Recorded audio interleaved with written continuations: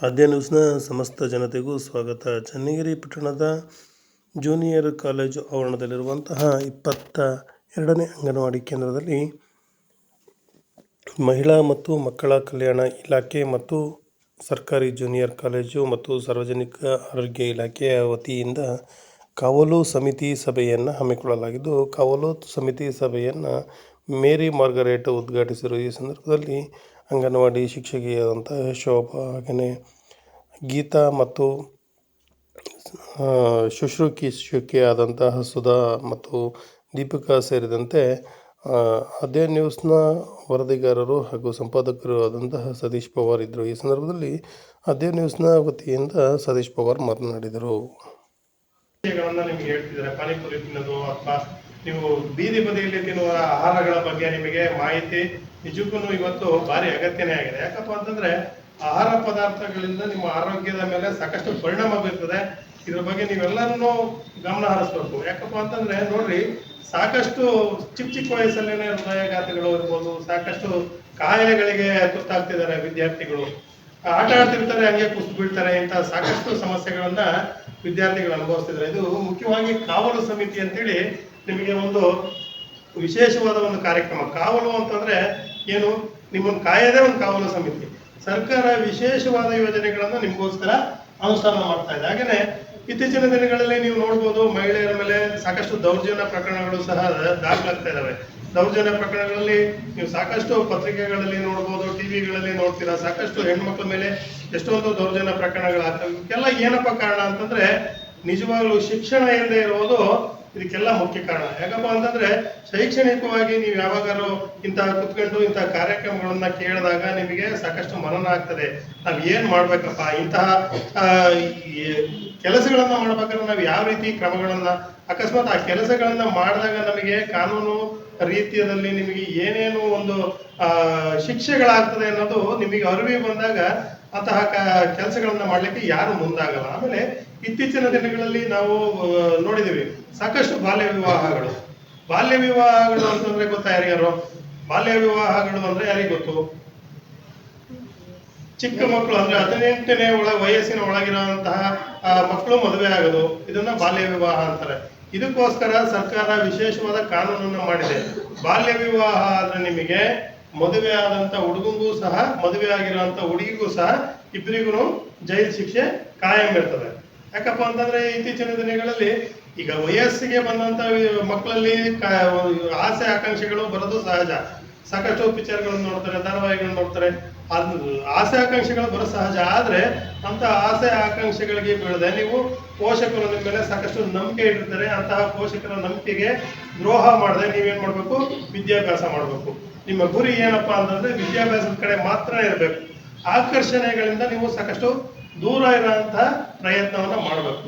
ನೋಡ್ರಿ, ಸಾಕಷ್ಟು ನಾವು ಪೊಲೀಸ್ ಸ್ಟೇಷನ್ ಅಲ್ಲಿ ನಾವೊಬ್ಬ ಪತ್ರಕರ್ತರಾಗಿ ಪೊಲೀಸ್ ಸ್ಟೇಷನ್ಗೆ ಮಾಹಿತಿ ತಗೊಳ್ಳಕ್ಕೆ ಪ್ರತಿದಿನನೂ ಹೋಗ್ತಾ ಇರ್ತೇವೆ.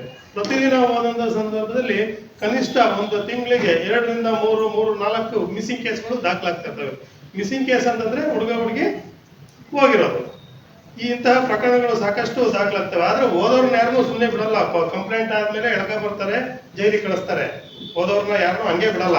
ಪೋಷಕರು ದೂರು ದಾಖಲು ಮಾಡ್ತಾರೆ. ದೂರು ದಾಖಲು ಮಾಡಿದ ತಕ್ಷಣ ಕರ್ಕೊಂಡ್ಬಂದು ಪ್ರಕರಣ ದಾಖಲು ಮಾಡ್ತಾರೆ. ಪ್ರಕರಣ ದಾಖಲು ಮಾಡಿ ಏನ್ ಮಾಡ್ತಾರೆ?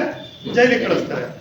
ಸಾಕಷ್ಟು ಪ್ರಕರಣಗಳಿದಾವೆ. ಯಾಕಪ್ಪ ಅಂತಂದ್ರೆ ಇದ್ರ ಬಗ್ಗೆ ಎಲ್ಲ ನಿಮಗೆ ಸಾಕಷ್ಟು ಮಾಹಿತಿಗಳನ್ನ ತಿಳ್ಕೋಬೇಕಾಗಿರೋಂತ ಅಗತ್ಯತೆ ನಿಮಗೆ ತುಂಬಾನೇ ಇದೆ. ನೋಡ್ರಿ, ಚನ್ನಗಿರಿ ಒಳಗಡೆ ಕನಿಷ್ಠ ವರ್ಷಕ್ಕೆ ನಾನು ಒಂದು ಮಾಹಿತಿಯನ್ನು ತೆಗೆದುಕೊಂಡಂಗೆ 200 ರಿಂದ 300 ಪ್ರಕರಣಗಳು, ಇಂತಹ ಪ್ರಕರಣಗಳು ಮಿಸ್ಸಿಂಗ್ ಕೇಸ್ಗಳು ಅಂದ್ರೆ ಬಾಲ್ಯ ವಿವಾಹ ಪ್ರಕರಣಗಳು ದಾಖಲಾಗ್ತಾ ಇದಾವೆ. ಅಷ್ಟೇ ಈ ಪ್ರಕರಣಗಳನ್ನ ಪೊಲೀಸ್ನವರು ಸಹ ಟ್ರೇಸ್ ಮಾಡ್ತಿದ್ದಾರೆ. ಟ್ರೇಸ್ ಮಾಡಿ ಕರ್ಕೊಂಡ್ಬಂದು ಜೈಲಿಗೆ ಕಳಿಸೋದು ಅಥವಾ ಪೋಷಕರಿಗೆ ಮತ್ತು ಮರು ಒಪ್ಪಿಸುವಂತ ಕೆಲಸವನ್ನ ಮಾಡ್ತಾ ಇದ್ದಾರೆ. ಆದ್ರಿಂದ ಬಾಲ್ಯ ವಿವಾಹ ಇವತ್ತು ನಮ್ಮ ಕಾನೂನಲ್ಲಿ ತುಂಬಾನೇ ಕಠಿಣವಾದ ಒಂದು ಶಿಕ್ಷೆಯನ್ನ ಕೊಡುವಂತದ್ದಿದೆ. ಯಾಕಪ್ಪ ಅಂತಂದ್ರೆ ನಿಮ್ಮ ಮುಂದೆ ಪೋಷಕರು ನೋಡಿ ನಿಮಗೋಸ್ಕರ ವಿದ್ಯಾಭ್ಯಾಸ ಮಾಡಿಸಕ್ಕೆ ಸಹ ಒಂದು ಶಾಲೆ ಕಳಿಸ್ತಿರ್ತಾರೆ. ಸಾಕಷ್ಟು ಪೋಷಕರು ಸಾಕಷ್ಟು ಕಷ್ಟಪಟ್ಟು ಜೀವನ ಮಾಡಿ ನಿಮ್ಮನ್ನ ಓದಿಸೋಂತ ಕೆಲಸ ಮಾಡ್ತಿರ್ತಾರೆ. ಇದ್ರಲ್ಲೂ ಸರ್ಕಾರಿ ಶಾಲೆಯಲ್ಲಿ ವಿದ್ಯಾಭ್ಯಾಸ ಅಂತ ಮಾಡ್ತಿರೋ ಮಕ್ಕಳು ನಿಜಕ್ಕೂ ನಿಮಗೆ ಒಳ್ಳೆ ಅವಕಾಶ ಇರ್ತದೆ. ಮುಂದಿನ ದಿನಗಳಲ್ಲಿ ನೀವು IAS, IPS ಅಂತಹ ಒಂದು ದೊಡ್ಡ ಮಟ್ಟದ ಒಂದು ಪರೀಕ್ಷೆಗಳನ್ನ ಅಟೆಂಡ್ ಮಾಡಬೇಕು. ನೀವು ನಿಮಗೆ ತುಂಬಾನೇ ಅವಕಾಶ ಇರ್ತದೆ. ಅಂತ ಅವಕಾಶಗಳನ್ನ ಸದ್ಬಳಕೆ ಮಾಡ್ತಾರೆ. ಹಾಗೆ ಮಕ್ಕಳ ಮಾರಾಟ ಮತ್ತೆ ಸಹ ತುಂಬಾನೇ ಆಗ್ತಾ ಇದೆ. ಯಾಕಪ್ಪ ಅಂತಂದ್ರೆ ಇವತ್ತಿನ ದಿನಮಾನಗಳಲ್ಲಿ ಮಕ್ಕಳನ್ನ ಭಿಕ್ಷಾಟನೆಗೆ ತಳ್ತಿರೋ ಅಂತ ಕೆಲಸಗಳು ಸಾಕಷ್ಟಿದೆ. ನೀವು ಸಾಕಷ್ಟು ಇದು ಧಾರಾವಾಹಿಗಳಲ್ಲಿ ಇರ್ಬೋದು, ಪಿಕ್ಚರ್ಗಳಿರ್ಬೋದು ನೋಡ್ಬೋದು. ಸಾಕಷ್ಟು ಮಕ್ಕಳನ್ನ ಕಳ್ತನ ಮಾಡ್ಕೊಂಡು ಹೋಗಿ ಮಕ್ಕಳಿಂದ ಭಿಕ್ಷಾಟನೆ ಮಾಡಿಸೋಂಥ ಕೆಲಸ. ಅಂದ್ರೆ ಇಲ್ಲಿಂದ ಮಕ್ಕಳನ್ನ ಕರ್ಕೊಂಡು ಹೋದಂಥವ್ರು ಸಾಕಷ್ಟು ಹೊರಭಾಗದಲ್ಲಿ ದೆಹಲಿ ಇರ್ಬೋದು ಅಥವಾ ಬೆಂಗಳೂರು ಇರ್ಬೋದು, ಅಂಥ ಭಾಗಗಳಲ್ಲಿ ನಿಮ್ಮ ಸಪೋಸ್ ನಾಲಿಗೆಯನ್ನು ಕಟ್ ಮಾಡಿರ್ಬೋದು ಅಥವಾ ಕಣ್ಣನ್ನೇ ತೆಗಿಬೋದು ಅಂತ ಮಾಡಿ ಭಿಕ್ಷಾಟನೆಗೆ ತಳ್ಳೋಂಥ ಕೆಲಸಗಳು ಆಗ್ತಾ ಇರ್ತವೆ. ಆದ್ರಿಂದ ಮಕ್ಕಳು ಯಾವುದೇ ಕಾರಣಕ್ಕೂ ಸಹ ಯಾರು ಆಸೆ ಆಮಿಷಗಳನ್ನು ತೋರಿಸಿದ್ರೆ ಆಸೆ ಆಮಿಷಗಳಿಗೆ ಒಳಗಾಗದೆ ನಿಮ್ಮ ಅಂಥವೇನಾದ್ರು ಸಮಸ್ಯೆಗಳು ಕಂಡು ಬಂದ್ರೆ ಪೋಷಕರ ಬಳಿ ಹೇಳ್ಬೋದು ಅಥವಾ ನಿಮ್ಮ ಟೀಚರ್ಗಳಿರ್ತಾರೆ ಅವ್ರ ಹತ್ರ ಇಂಥ ನಮಗೆ ಸಮಸ್ಯೆ ಇದೆ ಅಂತ ಹೆಣ್ಮಕ್ಳು, ಎಸ್ಪೆಷಲಿ ಹೆಣ್ಮಕ್ಳು ಅಂತ ಸಮಸ್ಯೆಗಳೇನಿದ್ರೆ ಟೀಚರ್ ಬಳಿ ನೀವು ಹೇಳ್ಬೋದು. ಇಂತಹ ಸಾಕಷ್ಟು ಪ್ರಕರಣಗಳಲ್ಲಿ ನೀವು ಹುಷಾರಾಗಿದ್ರೆ ನೀಟಾಗಿ ಮನೆಗೆ ಹೋಗ್ತೀರಾ, ನೀಟಾಗಿ ಶಾಲೆಗೆ ಬರ್ತೀರಾ.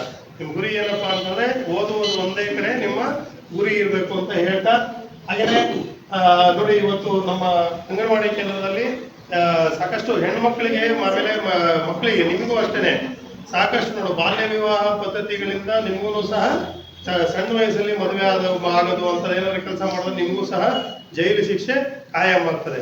ಆದ್ರಿಂದ ಇವತ್ತು ಸಾಕಷ್ಟು ಜನ ಮೇಲಧಿಕಾರಿಗಳು ಬರ್ಬೇಕಾಯ್ತು ಇದ್ರ ಬಗ್ಗೆ ಶಿಕ್ಷಾ ಇದ್ರುಗಳ ಬಗ್ಗೆ ನಿಮಗೆ ಸಾಕಷ್ಟು ಮಾಹಿತಿಯನ್ನು ನೀಡೋರಿದ್ರು. ಆದ್ರೆ ಬೇರೆ ಯಾವ್ದೋ ಒಂದು ಸಭೆ ಇರೋದ ಕಾರಣ ಸಾಕಷ್ಟು ಜನರು ಹಾಜರಾಗಿದ್ದಾರೆ. ಆದ್ರಿಂದ ನೀವು ಇಂತಹ ಕಾರ್ಯಕ್ರಮಗಳಲ್ಲಿ ಭಾಗವಹಿಸಿ ನಿಜವಾದ ವಿಷಯಗಳನ್ನು ತಿಳ್ಕೊಡ್ರಿ, ವಿದ್ಯಾಭ್ಯಾಸದ ಕಡೆಗೆ ಹೆಚ್ಚಿನ ಗಮನ ಕೊಡ್ರಿ. ನಾನು ಆರೋಗ್ಯದ ಬಗ್ಗೆ ನಮ್ಮ ಸುಧಾ ಸಿಸ್ಟರ್ ತುಂಬಾನೇ ಚೆನ್ನಾಗಿ ಹೇಳ್ತಾರೆ. ಯಾವ್ಯಾವ ತರದ ನೀವು ತರಕಾರಿಗಳನ್ನ ಸೇವಿಸ್ಬೇಕು, ಆಮೇಲೆ ಯಾವ ತರದ ನಿಮ್ಮ ಯಾವ್ಯಾವ ಹಂತದಲ್ಲಿ ಯಾವ್ಯಾವ ಪದಾರ್ಥಗಳನ್ನು ಉಪಯೋಗಿಸ್ಬೇಕು ಅನ್ನೋದ್ರ ಬಗ್ಗೆ ಎಲ್ಲ ಸುಧಾ ಸಿಸ್ಟರ್ ಹೇಳ್ತಾರೆ. ಇವತ್ತಿನ ದಿನಮಾನಗಳು ಹೆಂಗಪ್ಪ ಅಂದ್ರೆ ವಿಜ್ಞಾನದಲ್ಲಿ ನೀವು ಎಲ್ಲದನ್ನೂ ತಿಳ್ಕೋಬೇಕು. ಹಾಗೇನೆ ಮೊಬೈಲು ಸಹ ಅಷ್ಟೇ. ನಿಜಕ್ಕೂ ಮೊಬೈಲ್ ನೀವು ನಿಮ್ಮ ಒಳ್ಳೆಯ ವಿಚಾರಗಳಿಗೆ ಬಳಕೆ ಮಾಡ್ರಿ. ವಿದ್ಯಾಭ್ಯಾಸ ಮಾಡೋ ಸಂದರ್ಭದಲ್ಲಿ ಮೊಬೈಲ್ ಹಿಡ್ಕೊಳ್ಳೋದು, ಸುಮ್ಮನೆ ರೀಲ್ಸ್ ನೋಡೋದು ಅಂತವನ್ನೆಲ್ಲ ಬಿಟ್ಬಿಟ್ಟು ನಿಮಗೆ ವಿದ್ಯಾಭ್ಯಾಸಕ್ಕೆ ಅನುಕೂಲವಾಗುವಂತಹ ವಿಷಯಗಳನ್ನ ಮೊಬೈಲ್ ನಲ್ಲಿ ನೋಡುವಂತಹ ಒಂದು ಪ್ರಯತ್ನವನ್ನ ಮಾಡ್ರಿ ಅಂತ ಹೇಳಿ ಜಸ್ಟ್ ಬರ್ತಾರೆ, ಅವರಿಗೆ ಮಾಹಿತಿ ಕೊಡ್ತಾರೆ. 18 ವರ್ಷದೊಳಗಡೆ ಮದುವೆ ಮಾಡಬಾರ್ದು, ಇದರಿಂದ ಏನು ಅನುಕೂಲ ಅನಾನುಕೂಲ ಆಗುತ್ತೆ ಅಂತ ಹೇಳ್ಬಿಟ್ಟು ಅವರಿಗೆ ಮಾಹಿತಿ ಕೊಡ್ತಾರೆ. ಓಕೆನಾ? ಮಾಹಿತಿ ಕೊಟ್ಟು ನೆಕ್ಸ್ಟ್ ಹುಡುಗಿಗೆ ಇಷ್ಟು ವರ್ಷ, ಹುಡುಗನಿಗೆ ಇಷ್ಟು ವರ್ಷ ಅಂತ ಹೇಳ್ಬಿಟ್ಟು ನೆಕ್ಸ್ಟ್ ಮದುವೆ ಮಾಡ್ಕೊಳ್ರಿ ಅಂತ ಹೇಳ್ತಾರೆ. ಅಕಸ್ಮಾತ್ ಏನ್ ಗೊತ್ತಾ, ಹುಡುಗಿ ಆಗ್ಲಿ ಹುಡುಗ ಆಗ್ಲಿ ಲವ್ ಅಂದ್ರೆ ಇವಾಗೆಲ್ಲ ಕಾಮನ್. ಓಕೆನಾ? ಲವ್ ಪ್ರೀತಿ ಮಾಡೋದು ಎಲ್ಲದು ಆಕರ್ಷಣೆ ಅದು ಆಟೋಮೆಟಿಕ್ ಬರುತ್ತೆ, ಹದಿಹರಿಯ ವಯಸ್ಸಲ್ಲಿ ಬರುತ್ತೆ. ಅದಕ್ಕೆ ಯಾರು ಕೂಡ ಜೀವನನ ಹಾಳು ಮಾಡ್ಕೋಬಾರ್ದು.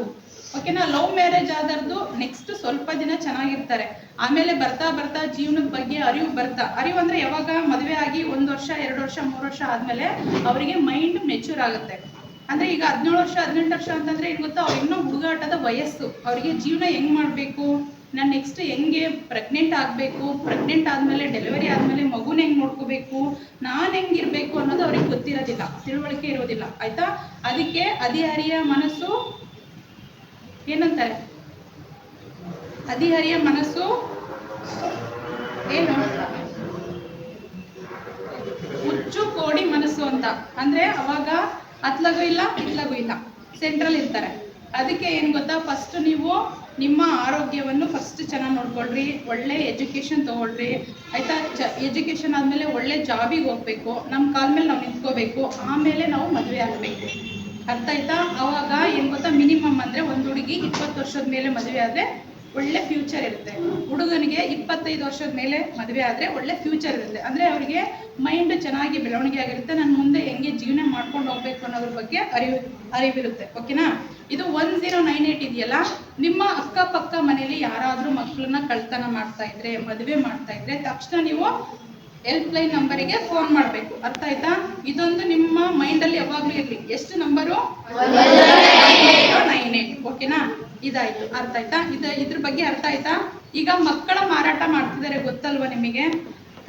ಫಿಲಮ್ ಎಲ್ಲ ನೋಡ್ತಿರಲ್ವಾ? ಫಿಲಮಲ್ಲಿ ಆಲ್ಮೋಸ್ಟ್ ಆಲ್ ಎಲ್ಲರೂ ಮೊಬೈಲ್ ಯೂಸ್ ಮಾಡ್ತೀರಾ ಅನ್ಕೊಂತೀನಿ ಮನೆಗೆ ಹೋದ್ಮೇಲೆ. ಅರ್ಥ ಆಯ್ತಾ? ಅದರಲ್ಲಿ ನೋಡ್ತಾ ಇರಿ, ಮಗುದು ಕೈ ಕಾಲು ಕಟ್ ಮಾಡಿಬಿಟ್ಟು ಭಿಕ್ಷೆ ಬೇಡಕ್ಕೆಲ್ಲ ಹಚ್ತಾರೆ. ಇಲ್ಲಿ ಮಾಡ್ತಿಲ್ಲ, ಹೊರದೇಶಕ್ಕೆಲ್ಲ ಮಾರಾಟ ಮಾಡ್ತಿರ್ತಾರೆ. ಅದೇನು ಗೊತ್ತಾ, ಅದಷ್ಟು ಬಡವರ ಮಕ್ಕಳನ್ನ. ಅವ್ರಿಗೆ ನೆಕ್ಸ್ಟ್ ಕಂಪ್ಲೇಂಟ್ ಕೊಡೋಕೆ ಬರಲ್ಲ, ಅವ್ರು ನೆಕ್ಸ್ಟ್ ಮುಂದೆ ಫಾಲೋ ಅಪ್ ಮಾಡೋಕ್ಕಾಗಲ್ಲ, ಅವ್ರ ಕೈಲಿ ದುಡ್ಡಿರಲ್ಲ ಅಷ್ಟೊಂದು. ಓಕೆನಾ? ಈ ಬೀದಿ ಬದಿ ವ್ಯಾಪಾರ ಮಾಡೋರು ಬಡವರು ಇರ್ತಾರಲ್ಲ ಅಂಥ ಮಕ್ಕಳನ್ನ ಕಳ್ತನ ಮಾಡಿಬಿಟ್ಟು ಅವರಿಗೆ ಒಂದು ಕಣ್ಣು ತೆಗಿಯೋದು, ನಾಲ್ಗೆ ಕಟ್ ಮಾಡೋದು, ಸರ್ ಹೇಳಿದ್ರು, ಕಾಲು ಕಟ್ ಮಾಡೋದು, ಇಂಥವೆಲ್ಲ ಮಾಡಿ ಅವರಿಗೆ ಭಿಕ್ಷೆ ಬೇಡಿ ಅವ್ರು ದುಡಿತಾರೆ. ಆಯಿತಾ? ಇಂಥವು ಮಕ್ಕಳು ಏನಾದರೂ ಈಗ ಕಳ್ತನ ಆಗಿದೆ, ಅಪಹರಣ ಆಗಿದೆ ಅಂದರೆ ತಕ್ಷಣ ಫೋನ್ ಮಾಡಬೇಕು, ಯಾರೇ ಆದರೂ ಆಗಲಿ. ಆಯಿತಾ? ಈಗ ಅವ್ರ ಮನೇಲಿ ಏನಾದರೂ ಆಯಿತು ಅಂತಂದರೆ ನಿಮಗೆ ಖುಷಿನಾ? ಅವ್ರ ಮನೇಲಿ ಏನಾದರೂ ಕೆಟ್ಟದ್ದಾಯಿತು ಅಂತಂದರೆ ನಾವು ಖುಷಿ ಪಡಬೇಕಾ? ನಮ್ಮ ಫ್ರೆಂಡ್ಸೇ ಅಲ್ವಾ ಅವರೆಲ್ಲ, ಅವರು ಚೆನ್ನಾಗಿರ್ಬೇಕು ಅಂತಂದರೆ ನಾವು ಕೂಡ ಅವರಿಗೆ ಏನಾದರೂ ಒಂದು ಸಹಾಯ ಮಾಡಬೇಕು. ಅರ್ಥ ಆಯ್ತಾ? ಇದ್ರ ಬಗ್ಗೆ ಅರ್ಥ ಆಯ್ತಾ? ನೆಕ್ಸ್ಟು ಏನು ಗೊತ್ತಾ, ನಿಮಗೆ ಯಾರಾದ್ರೂ ಮನೆಯಲ್ಲಿ ಇವಾಗ 17 ವರ್ಷ 18 ವರ್ಷ ಆಯಿತು ಅಂತಂದರೆ ಯಾವುದೋ ಒಂದು ಒಳ್ಳೆ ಸಂಬಂಧ ಸಿಕ್ಕಿದೆ ಅಂತ ಹೇಳ್ಬಿಟ್ಟು ಏನು ಮಾಡ್ತಾರೆ, ನಿಮ್ಮ ತಂದೆ ತಾಯಿ ಮದುವೆ ಆಗೋಮ್ಮ, ಇಂಥ ಸಂಬಂಧ ಸಿಗಲ್ಲ. ಒಂದು ಗಂಡಿಗೆ ಒಂದು ಹೆಣ್ಣು ಫಿಕ್ಸ್ ಆಗಿರುತ್ತೆ. ಓಕೆನಾ? ಅದು ಯಾವಾಗ ನಮ್ಮ ಏಜ್ ಕರೆಕ್ಟ್ ಏಜಿಗೆ ಮದುವೆ ಆಗಬೇಕು.